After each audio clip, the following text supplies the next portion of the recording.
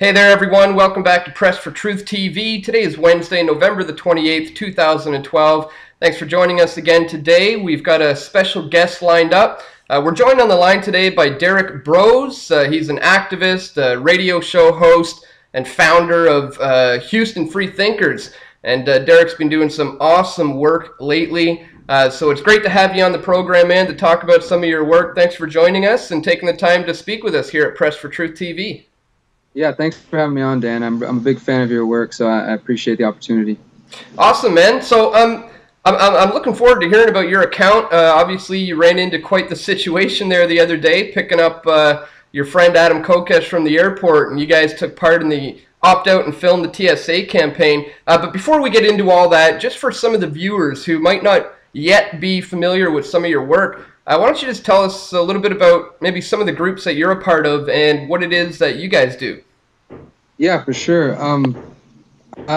Just briefly, I had my awakening in the end of 2009, early 2010, and it just made me want to do something. So I started a blog, just the Houston Free Thinkers blog, and after a month or two of just blogging, I was like, we need to do more than this. So I started having meetings in my house with friends who were also concerned about police state issues and health issues and things of that sort, the Federal Reserve, stuff like that. And it went from having meetings, monthly meetings, and going to the Fed and filming the Fed and just trying to find our ground, which way we wanted to attack this. And over the past 2.5 years, it's evolved to being really a community that's working towards, the ideas of voluntarism and agorism and just being a part of the liberty movement. We've been able to be on every local news station in our city. We've been on Alex Jones' show before. Some of our work has been picked up by MSN Australia, and been able to meet amazing people such as yourself. And we've been able to interview Gary Johnson, Jill Stein, Ron Paul. Our radio station was up for an award in Houston.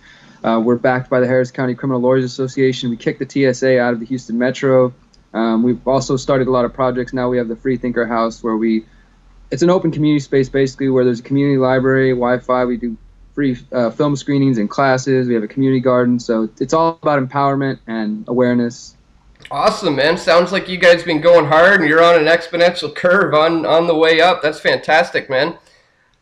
So you've been doing this for a few years now, and you've obviously gotten to the point you've been working with Adam lately, and it was last week that you went to pick him up for the airport. Why don't you set the stage for us? Tell us a little bit about this incredible video that you guys just produced recently. Yeah, so last week, everybody I'm sure is aware, was National Opt-Out and Film the TSA Week. And it was also last Saturday, it was National In the Fed and the Wars action going around the United States. And Adam went out to Arkansas to participate in that. And I was doing some work here in D.C. So I went to go pick him up at the airport. And, we had planned to participate in the Opt-Out Film Week. So I brought some of our cameras and my extra camera, and he had cameras with him as well. So we met up and started to pass out flyers and to do that normal thing. For me, this was a fun activity because I like to engage, to go out and to try to reach people also, and to try to make attempts to talk to the cops. But in Houston, we're actually banned from both airports from doing TSA action, from going out there several times and doing nothing more than passing out flyers. But we've been issued trespassing warnings that if we come to the airport without tickets, we will be arrested. So it was nice for me to get outside of the city, to go somewhere where, I'm not banned from there. So where you're not a dangerous terrorist handing out the propaganda. Yeah, exactly.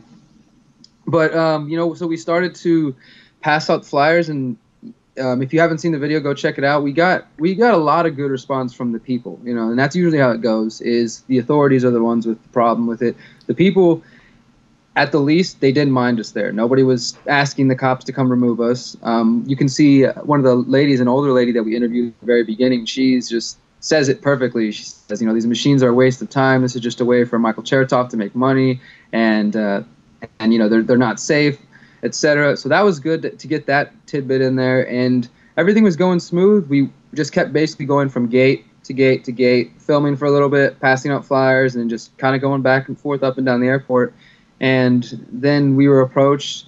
This time, they did not try to stop us from filming. There was a couple of times in the video you can see they try to do the whole block hand thing after they've been filmed already. But other than that, they really didn't try to stop us from filming. I think that we know the TSA was aware of this action, so I think that they realized they couldn't stop that. And you see in some of the other videos that, like Jason Burmis, they didn't try to stop him from really passing out flyers, but they did try to corral them.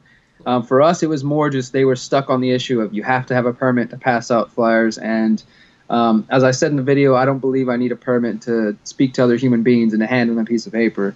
I'm pretty sure that my rights allow that. And if they don't, I'm claiming that as my right to speak to other human beings.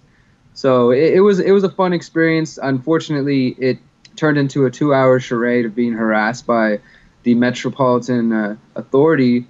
And honestly, I think we may have gotten lucky here in some respect, because watching the film again and even watching some of the stuff that we had to take out because there was so much footage, they said several times that we were being charged. And I think this officer, this young guy, was actually unsure of his own authority, which is why he didn't have the confidence to arrest me if he believed that he had the ability to, which is why I kept going with it. I mean, one thing I want to make clear is I believe in compassionate activism, and I believe in trying to reach people. I mean, just a couple minutes ago, I posted a story about a cop actually doing something to help someone, and I try to highlight those things, and at the same time, not feed into this us versus them mentality, Sure. I tried to talk to the cop and say, hey, I'm talking to you as a human being here, and I understand you're just doing your job, but recognize what you're enforcing here, Yeah. And there were a couple times we had to cut the footage out, but you hear me comment and say that he actually agreed with what we were talking about, because earlier in the conversation he seemed very curious. He was like, so is this the most effective way for you to do this? And he was asking questions like he was, sort of interested in helping us out. And he was like, that's a good cause. I support that, but you got to get a permit. And then at some point, it just seems that his ego was offended, and he just couldn't let it go.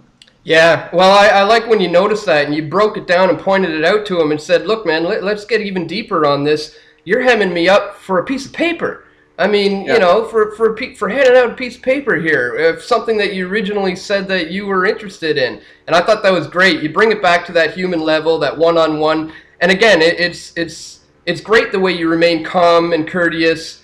And that's when you get good responses out of these guys. And another thing that I like that you did that I think people should take note of is just a lot of the times responding to their request with the request of your own. I find that's always a good way to go when they say, what is your last name? Can I see your ID? A lot of times you would respond with a question, either saying, well, why are you harassing me? Or what is this all about? Or am I being charged? And that led to you guys being able to just continue to do what you wanted to do and eventually just walk on out of there. But it wasn't exactly easy walking out of there. They tried to stop you a number of times, even getting the dogs on you, man. That was like another form of intimidation, it seemed like.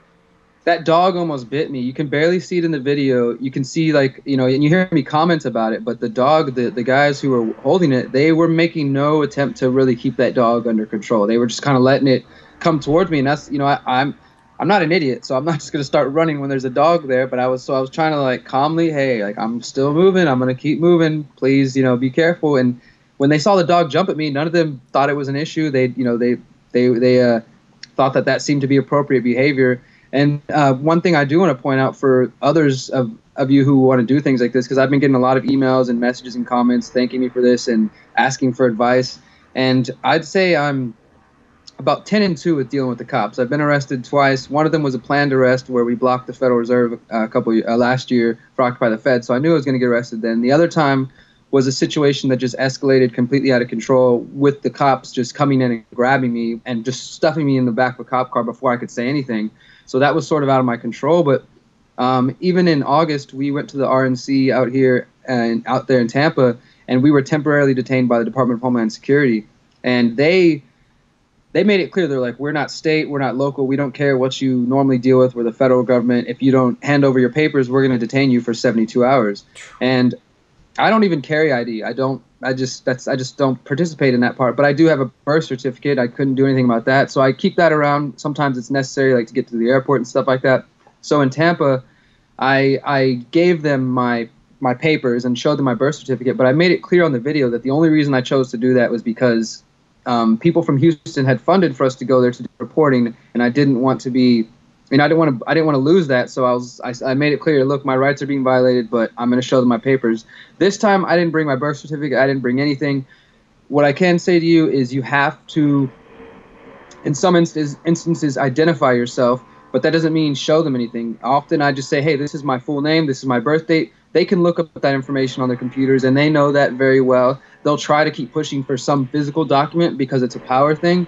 But beyond that, you really don't have to give them anything. And in the video, you can see the only reason they know mine or Adam's name is because Adam called me my name in front of them, and we're wearing shirts with his name on it. But beyond that, when I was asking them, am I being charged? Am I being detained? Am I being questioned? What's going on? They couldn't really give me any valid reason. To me, an airport regulation is not valid enough to demand identification, paperwork, whatever from me. So I refuse to do so. And every individual, obviously, in the situation, you have to assess it for yourself and what your circumstances are, what you can, what you can handle. So just decide for yourself how far you want to go. I try to be respectful. I try to connect with the officers, humanize the situation, as you were saying, and really connect with them, because we are in, an information war. There's a global police state being erected, but I don't believe we're going to win this by creating more division.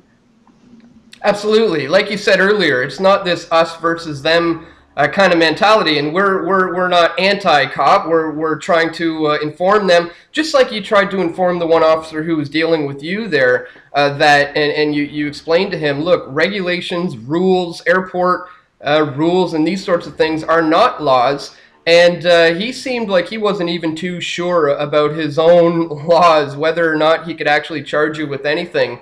But I think when Adam stepped in there and said, you don't have any authority here, let's just keep walking, maybe that's when it hit home to him that he doesn't really know exactly what kind of laws he's allowed to enforce there.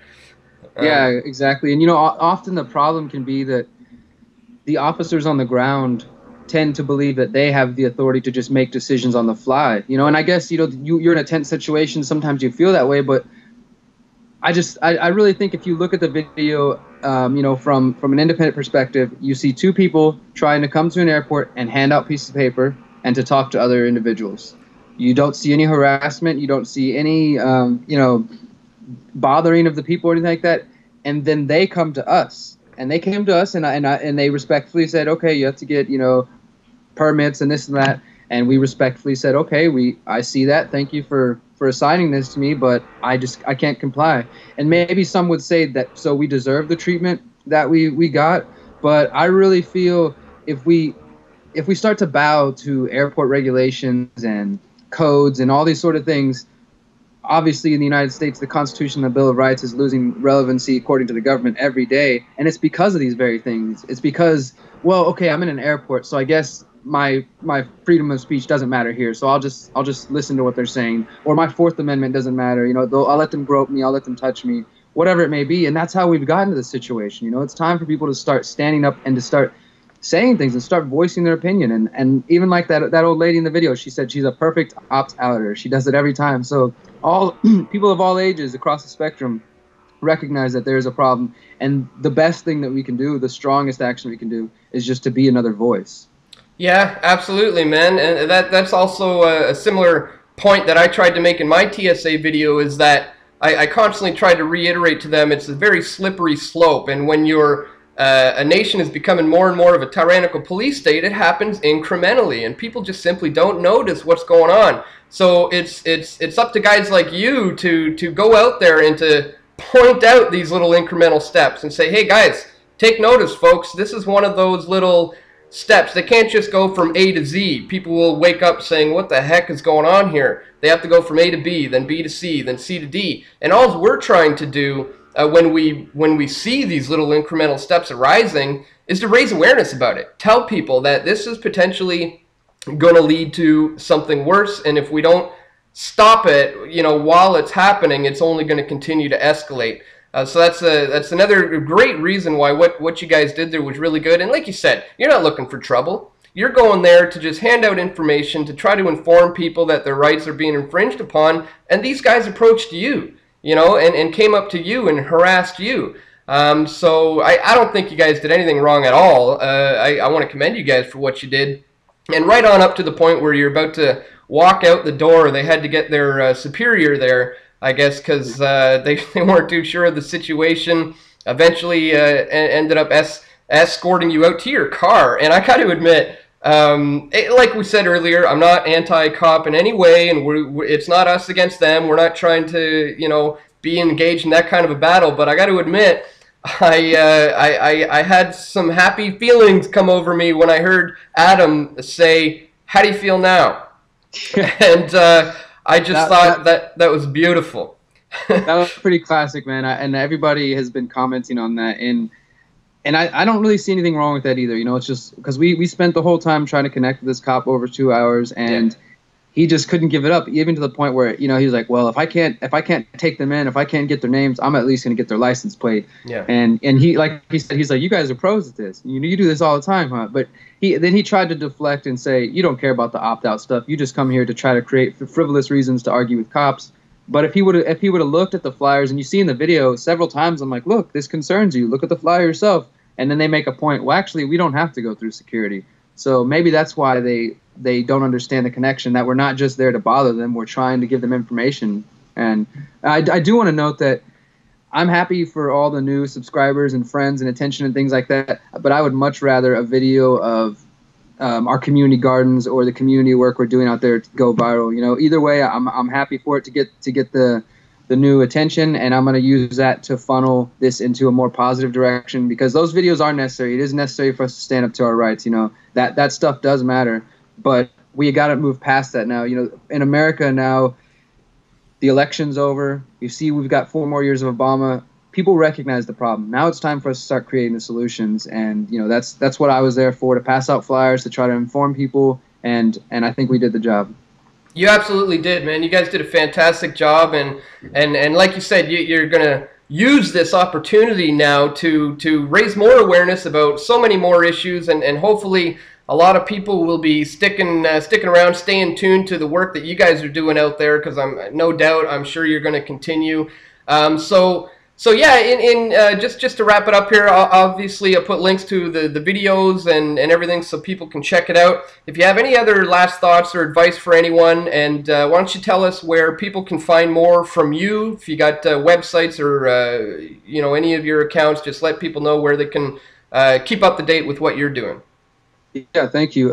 If you want to find out more about the work that we do with the Houston Freethinkers, go to HoustonFreethinkers.com, and that links to our Facebook, our YouTube, and all the videos and Twitter and stuff like that. My personal activism is theconsciousresistance.com, and that links to my Facebook, Twitter, and YouTube as well. So theconsciousresistance.com, HoustonFreethinkers.com, and yeah, just whether Canada, United States, Denmark, Australia, we're all dealing with situations, whether you have the TSA or not. So I think together, you know, we raise our voices, we create one strong, empowered voice, and we really will change things. So thank you. Absolutely, man. Well, keep up the fantastic work, and yeah, we'll be talking to you again soon, I'm sure. Take care, man. Thank you.